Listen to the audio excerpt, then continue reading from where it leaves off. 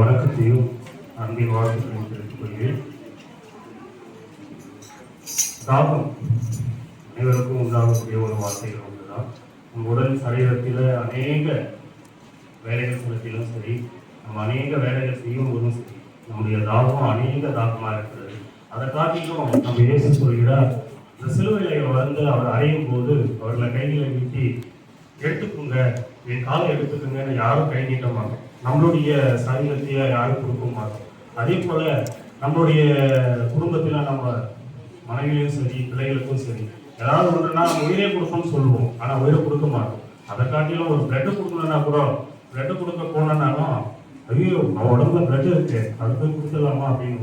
ஆனா அதை காட்டிலும் நம்ம இயேசு சொல்கிறார், என் கையை எடுத்துக்குங்க. ஏனென்றால் நம்முடைய பாவத்தை அந்த இடத்துல சிலுவையில் சுமந்திருக்கிறார். அதை காட்டிலும் அந்த தாகத்தில் அந்த சிலுவையில் தொங்கும் போது அநேக காரியங்களை குறித்து நம்ம பேசியிருக்கோம், அநேக காரியத்தை குறித்து கேள்விப்பட்டிருக்கோம். ஆனால் அந்த தாகம் என்கிறது ஆத்ம தாகத்தை பற்றி குறித்திருக்கிறது. ஆத்ம தாகம் என்பது அந்த இடத்திலும் ஒரு தவிப்பை அந்த இடத்தில் காண்கிறோம். இந்த 7 வார்த்தைகளுடைய பூக்கள் அநேக வார்த்தைகளுடைய பூக்கள். இந்த பூக்கள் என்பது ஜொலிக்கின்ற ஒரு வார்த்தைகள். அந்த வார்த்தையில இந்த 5ஆம் வார்த்தை என்பது ஒரு தவிப்பின் வார்த்தையின் மத்தியிலும் ஒரு அழகான ஒரு வார்த்தையாக அமைந்து கொண்டிருக்கிறது. இது ஆத்ம தாகத்தை பற்றி சங்கீதம் 41:1 நம்ம வாசிக்கும் போது அநேகருக்கு தெரியும், மானானது நீரோடைகளை வாஞ்சித்து கதறுவதை போல தேவன் தன் ஆத்துமாவை உம்மை வாஞ்சித்து கதறுகிறது. மானானது தன் நீரோடைகளை வாஞ்சித்து கதறுவதை போல எல்லா நேரத்திலையும் எல்லா இடத்திலையும் இந்த வார்த்தைகள் வருவதில்லை. ஆனால் சங்கீதம் 63:1 சொல்கிறாரு, தேவனே நீ என்னுடைய தேவன், அதிகாலமே உம்மை தேடுகிறேன், வறண்டதும் விதாய்த்ததும் தண்ணீரமானது இடத்திலே என் ஆத்துமா உம்மை தாகமாய் இருக்கிறது என்று மாம்சமானது உம்மை வாஞ்சிக்கிறது. என் அன்பான ஜனங்களே, என் அன்பான தேவ வார்த்தையின் பற்றியே இந்த தேவன் நம்முடைய வார்த்தைகள் தண்ணீர் ஆனது எப்படி வறண்ட நிலத்தில தம்முடைய ஆத்துமா தோய்ந்து இருக்கும்போது கூட அந்த இடத்தில் சிலுவையில் தொங்கிக் கொண்டிருக்கிற என் தேவன் அந்த இடத்தில நம்மளுடைய ஆத்துமா, அதாவது அவருடைய தாகம் என்னவென்றால் நம்மளை மீட்டு அந்த இடத்திலையும் நம்மளை சேர்க்கணும் என்று. ஏனென்றால் வழி தப்பி போகக்கூடாத வழியாக அந்த இடத்தில் ஆத்மாவை பறித்து அவர்தான் கேள்விப்பட்டிருக்கோம். அதே மாதிரி யோவான் 6:35 இயேசு அவர்களை நோக்கி, ஜீவாப்பம் நானே, என்னிடத்தில் வருகிறவன் ஒரு காலமும் பசி அடையான், என்னிடத்தில் விசுவாசம் இருக்கிறவன் ஒரு காலமும் தாகம் அடையான். ஏனென்றால் இயேசு சொல்கிறார், ஜீவாப்பம் நானே, அவர்தான் நம்முடைய ஆகாரம், நம்முடைய பசி, நம்முடைய அநேக எதிர்பார்ப்புகள், அநேக அவருடைய தேவைகள் மத்தியில் நம்மளும் நின்று கொண்டு இருக்கிறோம். அதே வண்ணமாக யோவான் 7:37 பார்க்கும்போது இந்த சிலுவையில இயேசு அந்த ஈசோப்பின் தண்டு எப்படி அந்த இடத்துல வந்தது என்று அந்த இடத்தில் கேட்கும் போது பார்த்தீங்கன்னாக்கா, ஈசோப்பு தண்டு என்பது ஒரு பெரிய ஒரு அந்த காலத்தில் வந்து பஸ்கா பண்டிகையின் போது விழாக்கள் கொண்டாடும் போது அவருடைய நிலைக்கால்களில், வாசனுடைய நிலைக்கால்களில் அந்த இடத்துல அந்த பஸ்கா பண்டிகையின் போது அவருடைய அந்த குருவிகள், அதாவது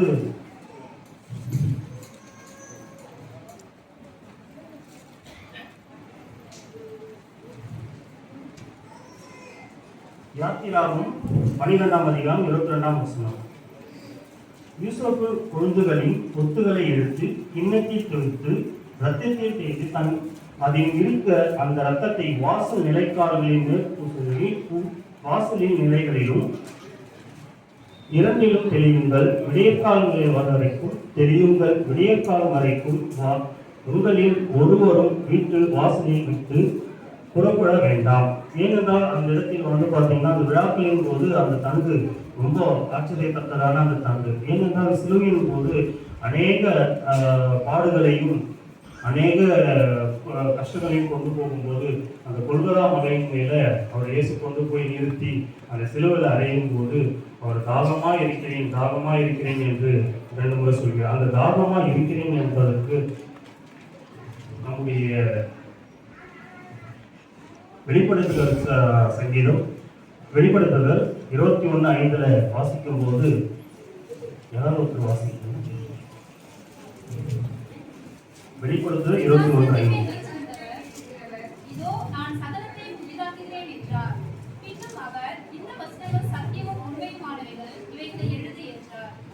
அன்றியும் அவர் என்னை நோக்கி, ஆயிற்று, நான் அல்பாவும் ஒமேகாவும் ஆதியும் அந்தமா இருக்கிறேன். தாகமாய் இருக்கிறவருக்கு நான் ஜீவ தண்ணீர் ஊற்றி இலவசமாய் கொடுப்பேன்.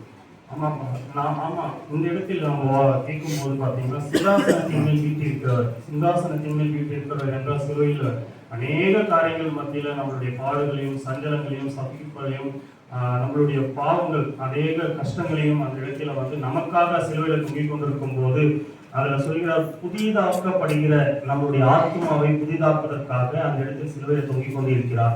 அதுல பாத்தீங்க என்றால், புதிதாக்குகின்ற என் பின்னே வாருங்கள், இந்த வசனம் சத்தியமும் உண்மையுமானவைகள், சத்தியம் உண்மையுமானவைகள் என்று. அதே வெளிப்படுத்தல் 22:17 போகும்போது, கேட்கிறவனும் வா என்பானாக, தாகமாய் இருக்கிறவன் வரக்கடவன், விருப்பமுள்ளவன் ஜீவன் தண்ணீரை இலவசமாய் வாங்கிக் கொள்ள கடவன். நம்ம எவ்வளவுதான் காசு கொடுத்தாலும் எவ்வளவுதான் பணம் கொடுத்தாலும் நம்ம இந்த தண்ணீரை வாங்க முடியாது. ஏன் என்று கேட்டால், இலவசமாக நம்ம எத்தனையோ பொருட்களை வாங்கிடலாம், நம்மளோட வீடை வாங்கிடலாம், ஆஸ்திகளை வாங்கிடலாம். ஆனா நம்மளுடைய தேவன் சொல்கிறார், இலவசமாக எல்லாம் எடுத்துக்குங்க. நம்மளுடைய ஆத்மாவை எப்படி காத்துக்கொள்ளுன்றதுக்காக அந்த ஜீவ தண்ணீரை கொண்டு நம்மளுடைய விளக்கங்களை சொல்லியிருக்கிறார். அந்த இடத்துல வந்து தொங்கும் போது கூட இந்த வார்த்தைகள் வந்து அருமையான வார்த்தைகளாக நமக்கு காண்பிக்கிறது. அதே மாதிரி யோவான் 19:28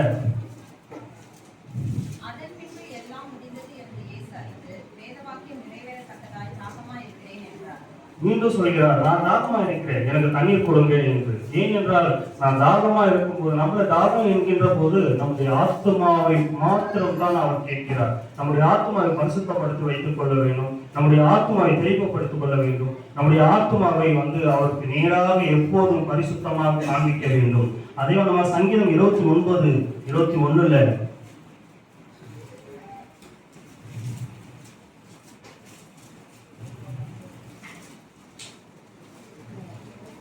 சங்கீதம் 69:21 என் ஆகாரத்தில் கசப்பு கலந்து கொடுத்தார்கள், என் தாகத்திற்கு காடியை குடிக்க கொடுத்தார்கள். ஆமா, அந்த இடத்துல ஏசப்பா சிலுவையில தொங்கும்போது அவர்களுக்கு கசப்பு கலந்த தாகத்துக்கு காடியை கொடுத்தார்கள். காடியை கொடுத்தார்கள் என்றால், அந்த காடியில பார்த்தீங்கன்னாக்கா கசப்பு கலந்த ஒரு வகையான போதை பொருட்கள். அதாவது பார்த்தீங்கன்னாக்கா ஒயின் என்பது தமிழ் பாடி, ஆங்கிலத்தில் வந்து பார்த்தீங்கன்னாக்கா கிரேக்க மொழியில பார்த்தீங்கன்னாக்கா ஆக்சிஸ் என்கின்ற ஒரு கிரேக்க மொழியில வந்து அது அர்த்தமாகிறது. அர்த்தம் என்றால் நம்மளுடைய தெரிந்த பிரகாரம் பார்த்தீங்கன்னா, ஆக்சிஸ் என்றால் வினிகர். நம்மளுடைய எல்லாருக்கும் தெரிஞ்ச ஒரு பொருள் தான் வினிகர். வினிகர் வந்து எல்லாத்துக்கும் நம்ம பயன்படுத்திக்கிறோம். ஆனால் அந்த காலத்தில் பார்த்தீங்கன்னா இது நம்மளுடைய சயின்ஸ் படிச்சவங்களுக்கு தெரியும். இது அர்த்தமாக விமான காலத்தில் யாராவது தெரியும் இருக்குதா, அப்போ உங்களுக்கு சொல்லி காமிப்பார்கள். அந்த ஆங்கிலத்தில் பார்த்தீங்கன்னாக்கா சோப் ஒயின், ஆங்கிலத்தில் பார்த்தீங்கன்னா சோப் ஒயின். இந்த சோப் ஒயின் என்பது அதாவது சாராயம் சொல்லுவாங்க, அந்த போதை. அதாவது நம்மளுடைய வழிகள் தெரியாமல் இருப்பதற்காக, நம்மளுடைய வேதனைகள் அந்த இடத்துல சிலுவையில் அறையும் போது, அதே போல அவருடைய உடம்பில் அந்த கொக்கிகளினால கிழிக்கும் போது, அவருடைய சரீரத்தை அப்படியே சிக்குனர ஆக்கும் போது, அவர்களுக்கு கொடுக்கும் போது அந்த காடியை அவர் என்ன சொல்றாங்கன்னா, மறுபடியும் வாசிங்க 69:21.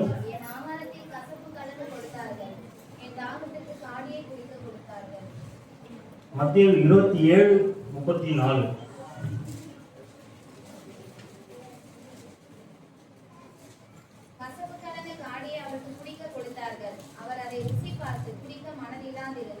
ஏனென்றால் அந்த போதை வந்து நம்மளுடைய மாம்சத்தை அழிக்கின்ற, நம்மளுடைய உடம்பை சரீரத்தை கெடுக்கின்ற ஒரு பொருட்களாக அந்த இடத்தில் இருக்கிறது. ஏன்னா கசப்பு கலந்த காடியை அவருக்கு குடிக்கும் போது அவர் மனதில் இல்லாமல் இருந்தார். அதே மாதிரி மார்க் 15:23 சொல்கிறாரு,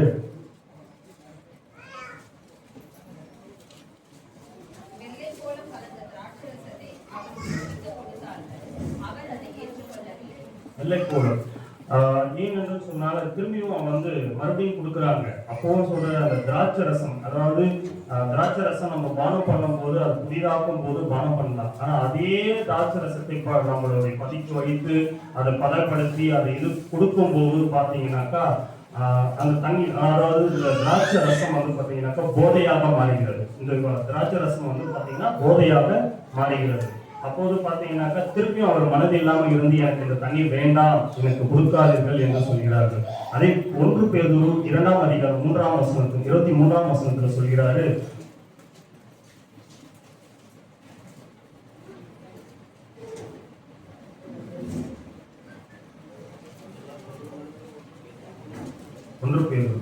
அவர் வையப்படும் போது அதில் வையாமலும் பாடுபடும்போது பயமுறுத்தாமலும் நியாயமாய் தீர்ப்பு செய்கிறவருக்கு தம்மை ஒப்புவித்தார்.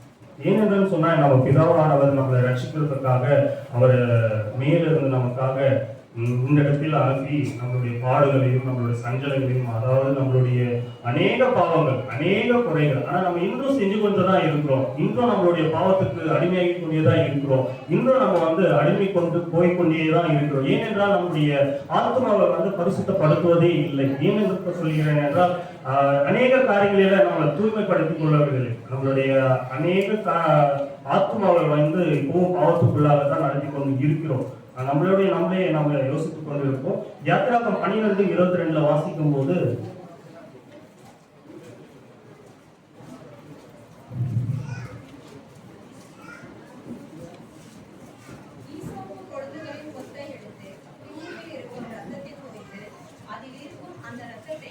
வாசல் நிலைக்கால்களின் மேற்சட்டத்திலும் வாசலின் நிலைக்கால்கள் இரண்டிலும் தெரியுங்கள். விடியற்காலம் வரைக்கும் உங்களில் ஒருவரும் வீட்டு வாசலை விட்டு புறப்பட வேண்டாம். எரோமியா 22:13 வாசிக்கிறோம். என் ஜனங்கள் 2 தீமைகளை செய்தார்கள். ஜீவ தண்ணீர் ஊற்றாகி என்னை விட்டு விட்டார்கள். தண்ணீர் நிற்காத தொட்டிகளாகிய வெடிப்புள்ள தொட்டிகளை தங்களுக்கு வெட்டி கொண்டார்கள். என் ஜனங்கள் 2 தீமைகளை செய்தார்கள். ஏனென்றால் அவர் நன்மையை செய்யும் போது அவர் நன்மையை ஏற்றுக்கொள்ளவில்லை. அவர் நம்முடைய பாடுகளை, அதாவது எப்படி நான் என்னுடைய ஜனங்களுக்கு நான் காண்பிப்பேன் என்போது ஜீவ தண்ணீர் ஊற்றை அவர் விட்டு விட்டார்கள். ஏனென்றால் நம்முடைய வாழ்க்கையில அநேக காரியங்கள் இப்படிதான் விட்டு கொண்டே போகிக்கொண்டே இருக்கிறோம். தண்ணீர் நிற்காத தொட்டிகள் ஆகிய வெடிப்புகளை மாத்திரம், அதாவது வெடிப்புகள் என்பது நம்முடைய பாவங்கள், அதாவது நம்மளுடைய பாவத்தை மாத்திரமே நம்ம நோக்கி கொண்டு சென்று கொண்டிருக்கிறோம். யோவான் 4:13-14 வாசிக்கும் போது,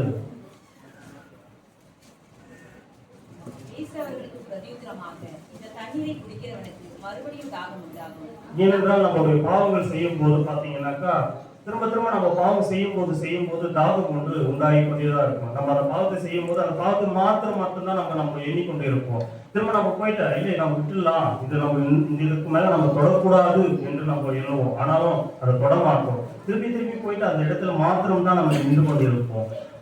14 நான் கொடுக்கும் தண்ணீரை குடிக்கிறவனுக்கோ ஒரு காலம் தாகம் உண்டாகாது. நான் அவனுக்கு கொடுக்கும் தண்ணீர் அவனுக்குள்ளே நித்திய ஜீவகாலமாய் இருக்கிற நீரூற்றாய் இருக்கும் என்றார். நான் கொடுக்கும் தண்ணீர் குடிக்கிறவனுக்கோ ஒரு காலமும் தாகம் உண்டாகாது. ஏன் என்று சொல்கிறாரா? அவர் கொடுக்கிற தண்ணீர் என்றால் அவர் கொடுக்கிற வசனங்கள், அவர் கொடுக்கிற நன்மைகள், அவர் கொடுக்கிற அநேக யோசனைகள், அநேக நன்மைகள். இதன் மத்தியில நம்முடைய ஆத்துமா எப்படிப்பட்டதா இருக்கிறது என்றால், நான் கொடுக்கும் தண்ணீரை குடிக்கிறவனுக்கோ ஒரு காலமும் தாகம் உண்டாகாது. நம்ம அநேக காரியங்களை பார்க்கும்போது இது மாத்திரம்தான் நம்ம முன்னாடி வைக்க வேண்டும். அதே யோவான் 7:37-38 வாசிக்கும் போது, பண்டிகையின் கடைசி நாளாகிய பிரதான நாளிலே இயேசு நின்று சத்தமிட்டு, ஒருவன் தாகமாய் இருந்தால் என்னிடத்தில் வந்து பானம் பண்ண கடவன். வேதவாக்கியம் சொல்லுகிறபடி என்னிடத்தில் விசுவாசமாய் இருக்கிறவன் எவனோ அவன் உள்ளத்திலிருந்து ஜீவ தண்ணீர் உள்ள நதிகள் ஓடும் என்றார்.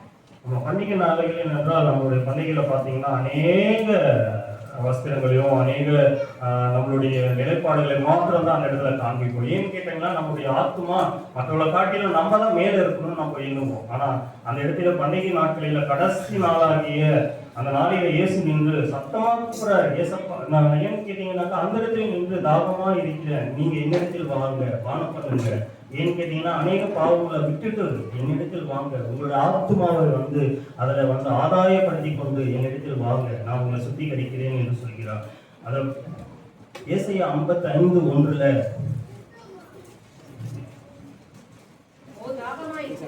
நீங்கள் எல்லாரும் தண்ணீர்கள் அடித்து வாருங்கள், பணமில்லாதவர்களே நீங்கள் வந்து வாங்கி சாப்பிடுங்கள், நீங்கள் வந்து பணமும் இல்லையே திராட்சைக்கும் பாலும் அந்த இடத்துல பாத்தீங்கன்னாக்கா ஏசப்பா சொல்கிறார், நான் இலவசமா உங்களுக்கு கொடுக்குறேன், அநேக பணம் கொடுத்து வாங்க முடியாத இடத்தை வந்து நான் உங்களுக்காக கொடுக்குறேன். இவைகளை வந்து நீங்கள் ருசித்து நீங்கள் பழுவும் பெருகவும் இந்த இடத்தில் நான் உங்களுக்கு வழியே காண்பிக்கிறேன் என்று சொல்கிறார். வெளிப்படுத்தல் 7:14 சொல்கிறார். பார்த்தீங்கன்னா,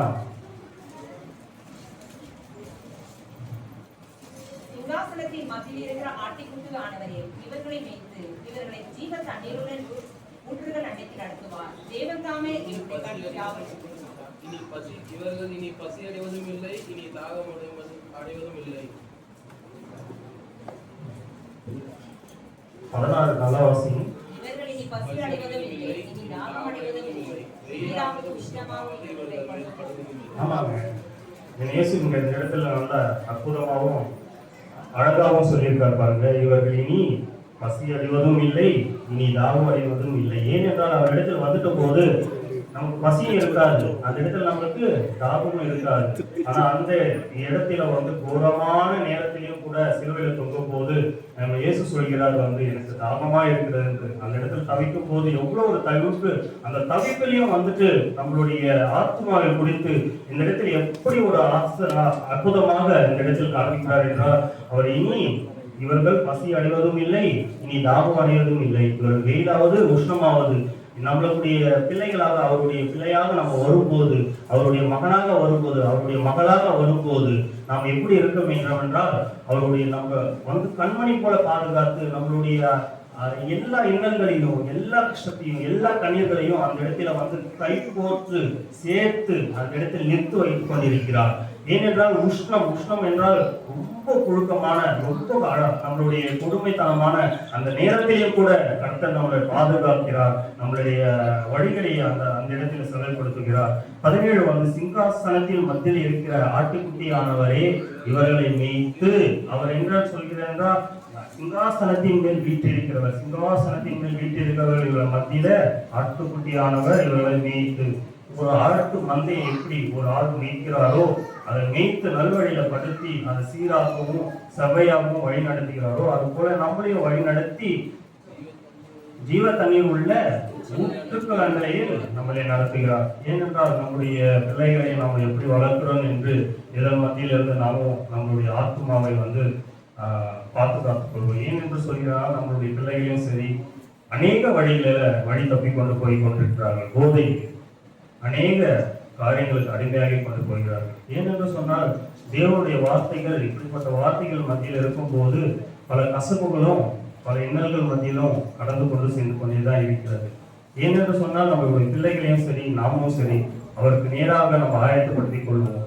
அந்த இடத்துல வந்து அவர் கதறும் போதும் கண்ணீர் விடும் போதும் நமக்காக மட்டும்தான் அந்த சிலுவையில் அறையும் போது நமக்காக மாத்திரம்தான் நம்முடைய பிள்ளைகளுக்காகவும் நமக்காகவும் நம்மளுடைய வாழ்வுக்காகவும் அந்த இடத்தில் தொங்கும் போது நம்முடைய ஆத்துமா எப்படிப்பட்டதாக இருக்கணும் என்று ஆண்டவர் எப்படி தாகமா இருக்கிறேன் என்று பலமுறை உங்களிடத்தில் கர்த்தர் சொல்கிறார். ஏனென்று சொன்னால் இந்த வார்த்தைகள் வந்து அவ்வளோ ஒரு வார்த்தைகளாகவும் இனிமையான வார்த்தைகளாகவும் அமைந்து கொண்டிருக்கிறது. அந்த 7 பூக்களும் பூக்கும் போது சொல்கிறார் வந்து பார்த்தீங்கன்னா இந்த தவிப்பு, அந்த 5வது வார்த்தை ரொம்ப அழகான வார்த்தை தவிப்பு என்பது நம்முடைய வாழ்வை மீட்டுக் கொள்ளக்கூடிய ஒரு தவிப்பாக அந்த இடத்தில் நின்று கொண்டிருக்கிறது.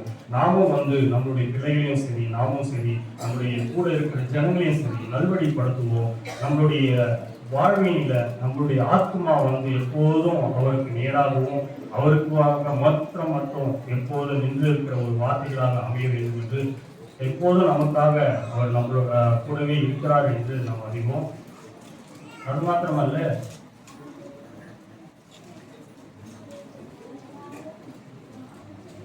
வெளிப்படுத்தல் 22:17